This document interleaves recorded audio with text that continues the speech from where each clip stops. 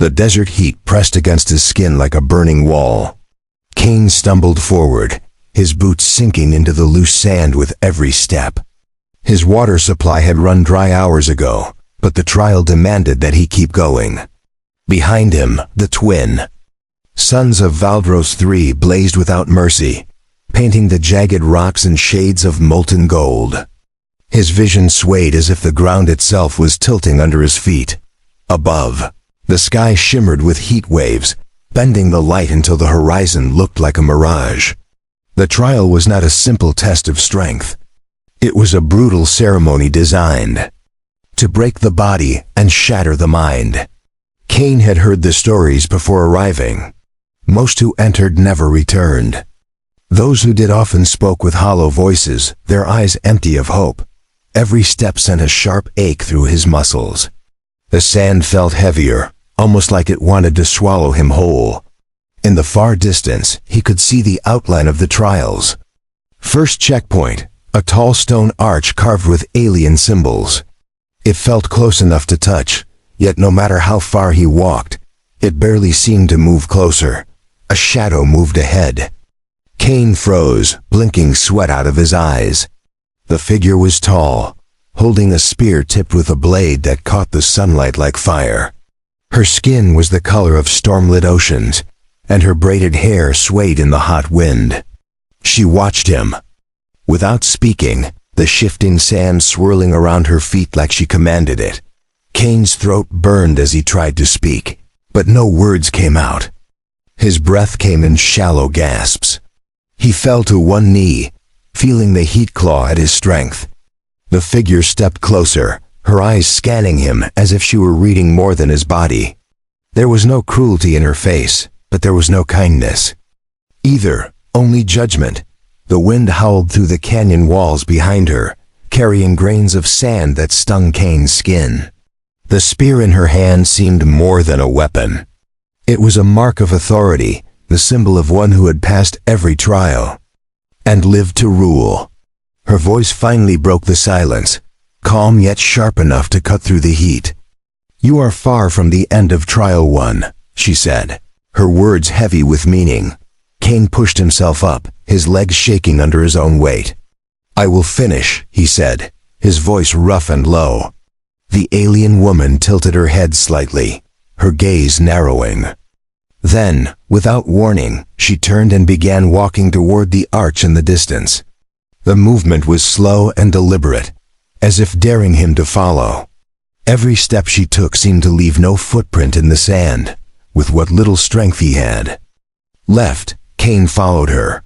His boots dragged through the sand, his mind fighting against the dizziness that clouded his sight. The checkpoint loomed larger now, its carved patterns glowing faintly as if the stone itself breathed. The alien woman stopped before it and turned back to him.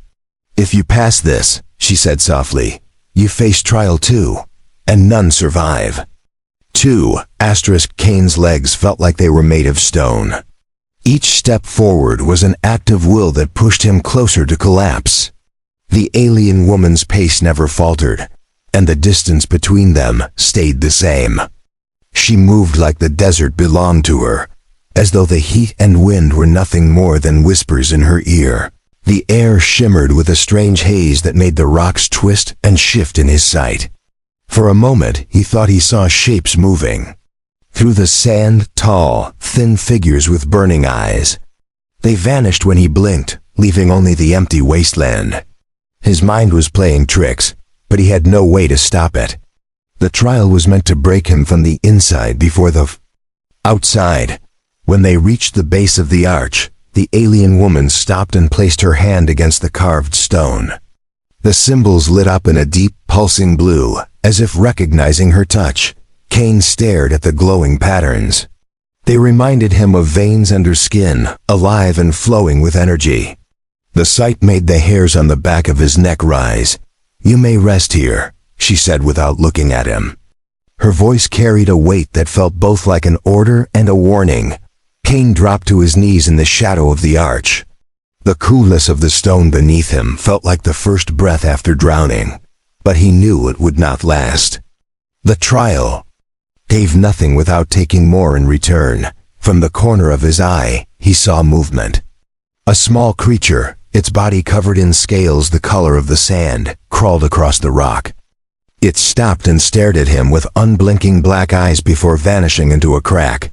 Kane's skin prickled. This desert was alive in ways he could not yet understand. Every grain of sand felt like it carried a secret.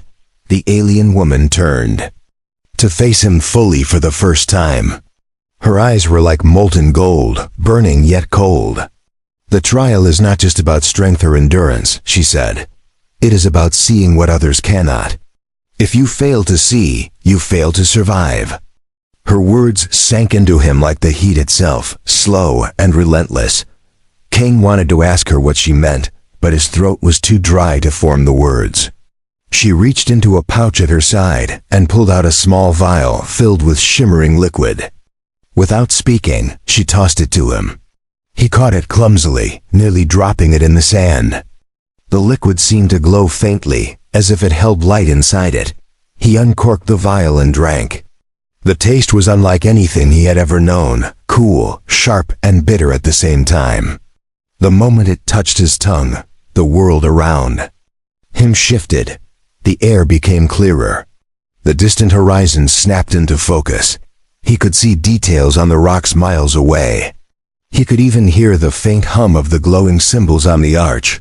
She watched him closely, studying his reaction.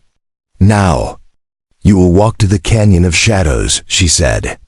"If you reach the other side before the sun's fall, you will have passed Trial 1. But the canyon takes more than time. It takes pieces of you." Her voice was calm, but the way she held his gaze made his stomach tighten. Kane stood, the liquid strange energy surging through him. His muscles no longer screamed with exhaustion, but his mind buzzed with unease. The alien woman stepped aside, revealing a narrow path that wound between jagged cliffs.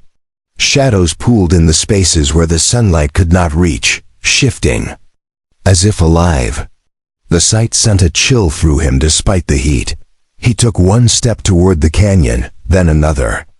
The ground beneath his boots was solid rock now, rough and uneven. The wind funneled between the cliffs, carrying a low, haunting whistle. Every instinct told him to turn back, but the memory of her words drove him forward. The Canyon of Shadows waited, and so did the end of Trial 1. Asterisk. The narrow canyon swallowed Kane whole as soon as he stepped inside. The light from the twin suns could no longer reach him, replaced by a cool dimness that made the hairs on his arms rise. The rock walls towered on both sides, close enough that he could brush them with his fingertips. Their surface was rough and jagged, marked with strange grooves that seemed too precise to be natural. Every step echoed faintly, the sound bouncing between the cliffs like a whisper. Kane's breathing sounded louder here, almost intrusive in the heavy silence. He glanced behind him once, but the alien woman was gone. Only the winding path stretched back into the sunlight. Ahead, the shadows deepened until they seemed almost solid. A flicker of movement caught his eye. Something darted along the wall to his left, vanishing into a crack before he could get a clear look. He quickened his pace, the liquid he had drunk still pulsing faintly in his veins. The world remained unnaturally sharp, yet that clarity made the darkness ahead seem even more menacing. His senses told him that the canyon was not empty. The ground began to slope downward, forcing him to adjust. His steps. Loose stones crunched under his boots, the sound seeming louder than it should have been. A faint hum vibrated in the air, similar to the one he had heard at the arch. It came from deeper within the canyon, and it made his chest feel tight. He stopped when he reached a fork in the path. One route was narrow and curved sharply out of sight. The other was wider but plunged into complete darkness. Kane crouched and touched the ground. The wider path was smoother, worn down by many feet. The narrow one was rough and untouched, almost as if no one had dared to walk it in years. A cold breeze drifted from the narrow path, carrying with it a faint scent of something metallic. Kane chose it without hesitation. His instinct screamed that the wide path was a trap meant for those too confident or too desperate to think. The alien woman's words echoed in his mind. See what others cannot. The passage forced him to squeeze through at times, scraping his shoulders against the rock. The dim light shifted in strange ways, bending around corners where no sunlight could possibly reach. Kane's skin tingled as though invisible threads brushed against him, testing his presence. He gritted his teeth and kept moving forward. A faint glow appeared ahead. At first it looked like another trick of the light, but as he drew closer he saw it came from carvings in the rock. They formed spirals and symbols unlike any he had seen before. The blue light within them pulsed gently, like the slow beat of a heart. The air here was cooler, and the hum he had heard earlier grew stronger. Kane placed his hand on one of the glowing carvings. The stone felt warm beneath his fingers, and the light flared for a moment, before fading back to its steady rhythm. His vision swam, and for a heartbeat, he saw images. A battlefield of fire and smoke, alien warriors clashing against armored humans, and the twin suns darkened by clouds of ash. Then the vision was gone, leaving him gasping. He pulled his hand away and leaned against the wall for balance. The trial was showing him something, but he could not yet understand why. His pulse pounded in his ears. He knew he had to keep moving, but each step felt heavier now, burdened by what he had just seen. The canyon seemed to sense his hesitation and closed in tighter around him. The path finally widened, opening into a chamber carved deep into the rock. Shafts of pale light spilled through cracks in the ceiling, illuminating stone pillars arranged in a circle. In the center stood a dark pedestal, its surface smooth and flat. Kane approached slowly, every instinct telling him that this was not just another obstacle. This was a choice. Kane circled the pedestal slowly, his boots scraping against the smooth stone floor. The air in the chamber felt heavier, almost pressing against his skin. He could hear his heartbeat clearly, as if the walls themselves were listening. The pale beams of light from the cracks above illuminated faint dust swirling lazily through the space. The pedestal had no markings except for a shallow depression in its center. It was shaped as though something small and precise was meant to rest there. Kane reached out to touch it, but his hand stopped inches away. A faint vibration hung from the stone, warning him that it was not inert. He pulled his hand back and clenched it into a fist. A sound came from behind him. Soft footsteps. Light yet deliberate.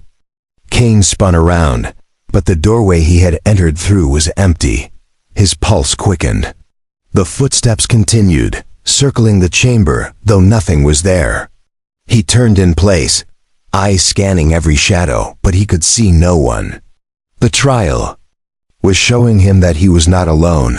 The glowing veins on the pillars began to shift, changing from blue to a deep red. The color pulsed in rhythm with the vibration from the pedestal. A low tone filled the chamber, so deep it seemed to rattle his bones.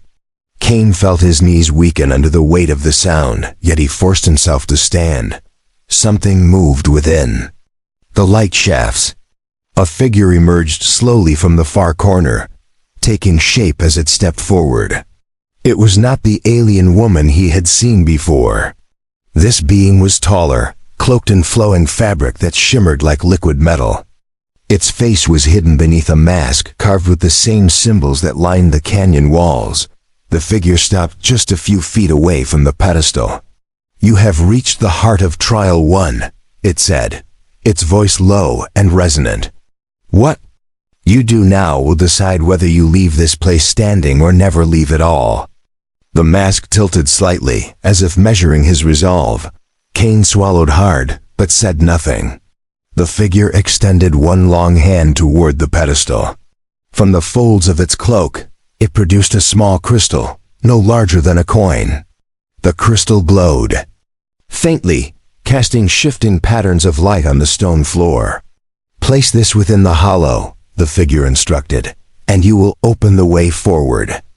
But know this, the crystal binds you to the trial in ways you cannot yet imagine. Kane took the crystal carefully. It was warm to the touch, as though it had been sitting in sunlight for hours. When he closed his fingers around it, the warmth spread up his arm, settling in his chest. He felt lighter, but at the same time a quiet dread curled in the pit of his stomach. The crystal seemed alive. He stepped toward the pedestal, his boots clicking softly against the floor. As he held the crystal above the hollow, the red glow on the pillars flared brighter. The vibration deepened, shaking the dust from the ceiling. Kane hesitated only for a moment before lowering the crystal into place. The instant it touched the stone, the entire chamber shuddered. The light shifted back to blue, and the vibration stopped. The hollow in the pedestal closed over the crystal, sealing it completely. Kane stepped back, unsure if what he had done was a victory or a mistake. The masked figure watched him silently for a moment longer before stepping back into the shadows from which it had come. Its form dissolved into the darkness without a sound. A grinding noise echoed through the chamber. Behind the pedestal, a section of the wall slid downward, revealing a narrow passage. Cold air flowed from it, carrying the faint scent of rain. Kane stared into the opening, the blue glow from the pillars casting long shadows into the new path. He tightened his grip on the strap of his pack and stepped forward. The air in the narrow passage was colder than Kane expected. Each breath felt sharp in his lungs, carrying the taste of damp stone. The walls were close on both sides, forcing him to move in single file even though he was alone. His footsteps echoed softly, as if the space itself was warning something ahead of his approach. The glow from the chamber behind him faded quickly, swallowed by the darkness. His eyes adjusted slowly, revealing that faint strips of light were embedded into the rock under his feet. They formed a thin path, guiding him deeper into the earth. Kane kept his gaze on those glowing lines, knowing that losing them meant losing himself entirely in the darkness. A sound drifted from ahead. It was not the hum of stone or the whisper of wind. It was a slow, steady drip, each drop hitting unseen water below. The rhythm was almost hypnotic, yet it also made his skin tighten. In places like this, even the smallest sound meant something was alive, moving, or waiting. The trial did not place him here without reason. The passage widened without warning, opening into a vast cavern. The ceiling arched high above, glittering faintly with mineral deposits that caught what little light there was. A pool of water dominated the center, still and black, reflecting the faint glimmers above. The glowing lines from the passage stopped at the edge of the pool, as if daring him to step closer. Kane approached cautiously, crouching to study the water. It was so dark that it seemed to drink the light rather than reflect it. He reached out with one finger but stopped before touching the surface. The cold radiating from it was unnatural, deeper than any simple underground spring. The air above the water seemed heavier, almost resisting his presence. A faint ripple broke the surface. Kane stood instantly, his hand moving to the small blade at his side. The ripple spread outward, then stilled. Nothing else moved, yet he knew the disturbance had not been caused by him. Something beneath the water had stirred. His grip on the weapon tightened as his heartbeat quickened. A voice came from behind him. "Do not draw that unless you are ready to lose what you value most." Kane spun around to find the alien woman standing at the mouth of another tunnel on the far side of the cavern. Her golden eyes caught the faint light, making them seem like small suns in the darkness. She walked toward him without looking at the pool. "You should not be here without understanding the cost," she said. Her voice was calm, but every word felt as if it carried a hidden edge. "The water remembers. It does not forgive. If you wish to pass, you must leave something of yourself behind." She stopped a few steps from the edge, her gaze fixed on his. Kane forced himself to breathe evenly. "And if I refuse?" he asked. The alien woman tilted her head slightly, the faintest smile touching her lips. "Then you remain here until the water takes you," she replied. "It will not be quick." The way she spoke made it clear that she had seen this happen before, and the memory did not trouble her. He stepped toward the edge, his eyes locked on the water. The surface remained perfectly still, yet he could feel movement far beneath. It was like standing on a frozen lake and sensing something vast swimming in the depths. He swallowed hard, knowing that whatever choice he made now would shape not only the trial but his survival beyond it. The alien woman's voice softened. "The trial does not ask for strength here, it asks for truth. The water will see your truth and decide whether to let you pass. Step forward when you are ready." She stepped back into the shadows, leaving him alone with the black water and the weight of her words. Cain stood at the edge of the black water, his reflection staring back at him in the dim light. The surface was so smooth that it looked like polished stone. Yet he could feel the faint pull of something deep beneath it, like an unseen tide drawing him closer. His fingers twitched at his sides as if his body already knew what it must do. Alien woman's words echoed in his mind. "Leave something of yourself behind." He thought of the battles he had fought, the scars he carried, and the people he had lost. The trial was not asking for a weapon or a possession. It was asking for something far heavier, something invisible but impossible to reclaim once given. He took a slow step forward, the cold air above the water sinking into his skin. The ripples spread from where his boot met the stone edge, distorting his reflection. His breathing slowed, and for a moment it felt as if the entire cavern had stopped moving. The silence pressed in until he could hear the faint rush of his own blood. Cain closed his eyes and tried to remember the last time he felt fear this sharp. It was not on a battlefield or in a fight. It was the day he had lost someone he could not protect. The memory clawed its way to the surface, raw and unwelcome. He knew now what the water wanted. It wanted the part of him that still held on to that pain. He knelt and reached out with both hands. The cold stung instantly, biting into his skin. Like frost. The water was so clear up close that he could see faint lights moving deep within it. They swirled slowly, circling one another like living stars. A voice whispered faintly in his head, though he could not tell if it came from the water or his own thoughts. "Show us. Cain, let the memory rise." He saw her face again, the one he had failed to save. Her voice was soft, her eyes bright, and then they were gone, replaced by the weight of loss that had never truly left. His chest tightened as he let it play out fully, without turning away. The water seemed to draw it from him, pulling the ache into its depths. When he opened his eyes, the lights beneath the surface were brighter. The cold no longer felt like a sting but like a calm settling over his body. The water released his hands, and he drew them back to see that his skin was unmarked. Yet he knew something was gone from within him. The memory was still there, but the pain had dulled, distant as a fading echo. The alien woman stepped forward from the shadows, watching him closely. "You gave it willingly," she said. "That is why you remain whole." Her tone carried no praise, only acknowledgement. She moved to the edge of the pool and touched the surface lightly with her fingertips. The water shivered, then stilled again. A section of the cavern wall began to shift, stone grinding against stone. A narrow doorway formed, leading to a steep passage lit by the same thin glowing lines he had followed before. The air that drifted out was warmer, carrying the dry scent of sun-baked earth. Cain turned toward it, but her voice stopped him. "You are not finished," she said.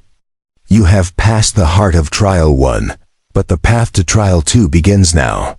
Rest if you can, for the next sun you see may be your last."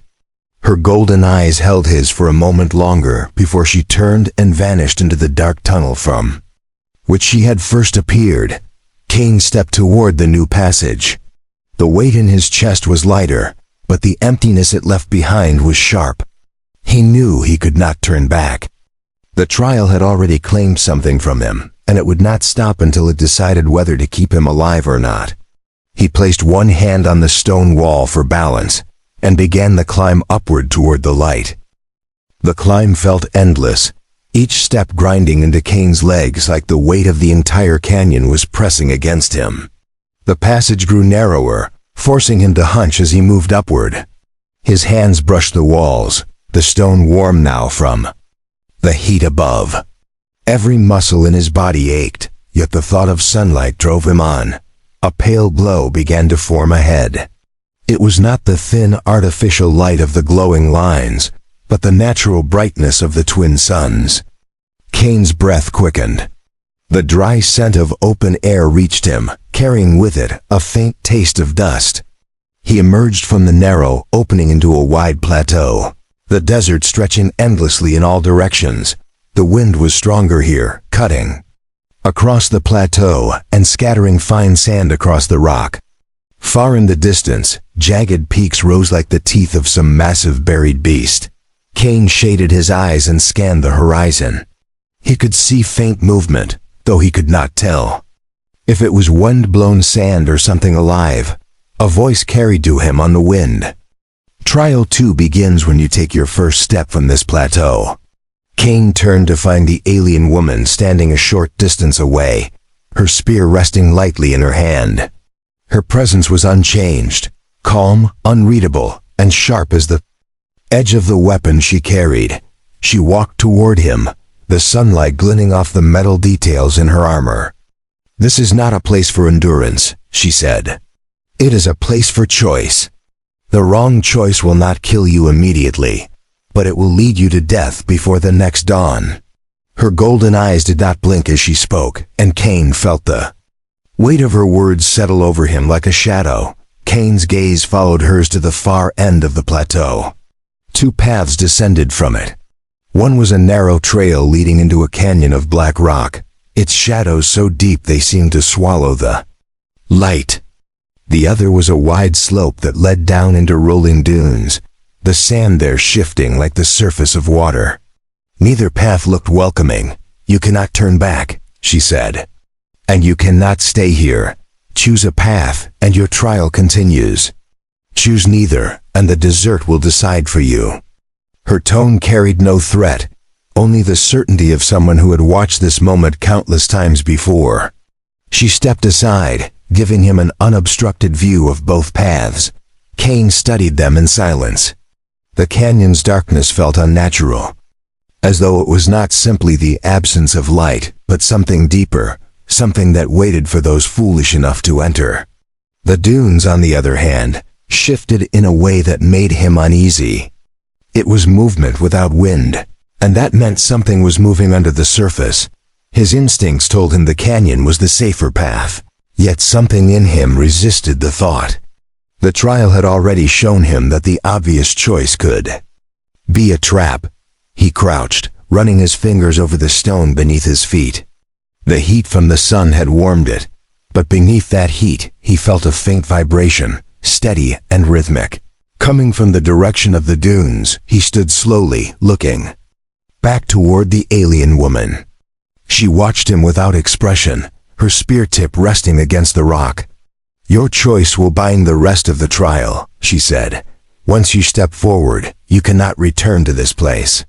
Her voice was steady, but the faint tightening of her jaw told him she already suspected what he would choose. Kane took a deep breath and stepped toward the dunes.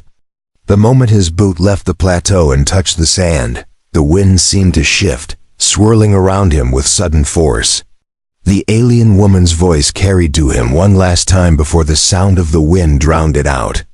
"Then your fate is sealed," she called, her tone neither relieved nor regretful, only certain. The sand shifted beneath Kane's boots with each step. It was loose and dry on the surface, but there was a weight beneath it, something that moved in slow, deliberate waves. The heat was intense here, the twin suns glaring down without mercy. His breath felt heavier, and each inhale carried a faint metallic tang. The dunes rolled out in every direction, their edges soft and wind-shaped. Kane could no longer see the plateau behind him, only the endless waves of golden sand. The faint vibration he had felt earlier was stronger now, pulsing through the solace of his boots. It was as if the desert itself had a heartbeat, steady and deep. A shadow passed under the sand ahead. It was massive, moving smoothly like a predator gliding through water. Kane stopped, his hand instinctively moving to his blade. The shadow slowed, then began to circle him at a distance. Each pass brought it closer, and the sand shifted more violently with its approach. Without warning, the surface exploded. A massive creature burst upward, its body covered in scales that shimmered like molten metal in the sunlight. Its mouth opened in a silent roar, revealing rows of jagged teeth. Kane dove to the side as the creature's head crashed down where he had been standing moments before. The sand swallowed the beast as quickly as it had revealed it. Kane landed hard, his blade clutched tight in his hand. He scanned the shifting surface, knowing the attack would come again. The trial had led him here not to test his endurance or his will, but his ability to survive against something that belonged to the desert alone. The sand rippled again, and Kane ran. He moved diagonally across the dune, forcing the creature to follow in uneven paths. Each step sent him sliding slightly, but he kept his momentum, eyes locked on a distant outcropping of black rock. If he could reach solid ground, the creature's advantage would fade. The beast erupted again, this time in front of him. Its body arched high, supported by long segmented limbs that stabbed into the sand like spears. Kane ducked beneath one limb and slashed at the joint, feeling the blade bite deep. The creature shrieked, the sound rattling through the dunes like thunder.